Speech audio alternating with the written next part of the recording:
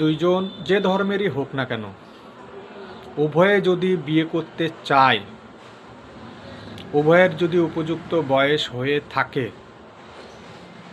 দেখা যাচ্ছে মেয়েটা হিন্দু ছেলেটা মুসলিম, কিংবা দেখা যাচ্ছে ছেলেটা মুসলিম মেয়েটা হিন্দু, কিংবা দেখা যাচ্ছে মেয়েটা অন্য কোনো ধর্মের কিংবা ছেলেটা অন্য কোনো ধর্মের, এই ক্ষেত্রে যদি উভয়ে বিয়ে করতে চায়, তাহলে আমাদের ভারতবর্ষে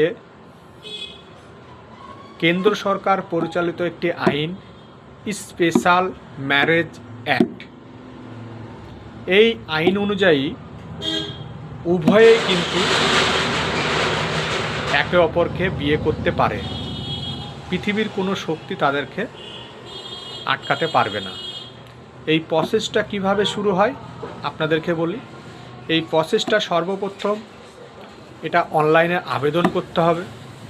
আবেদনের 1 সপ্তাহের মধ্যে উভয়কে কোর্টে আসতে হবে কোনো একজন উকিলবাবুকে সঙ্গী করে,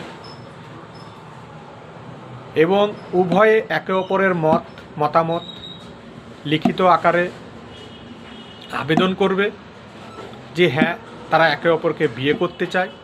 তার আগের প্রসেসটা হচ্ছে উভয়ের ডকুমেন্টসটা ভালো করে দেখে নেওয়া, ছেলের বয়স এবং মেয়ের বয়স উপযুক্ত বয়স হয়েছে কি না বিয়ের, তাহলে কিন্তু এই বিবাহ কার্যক্রমটা অবশ্যই সম্পন্ন হবে।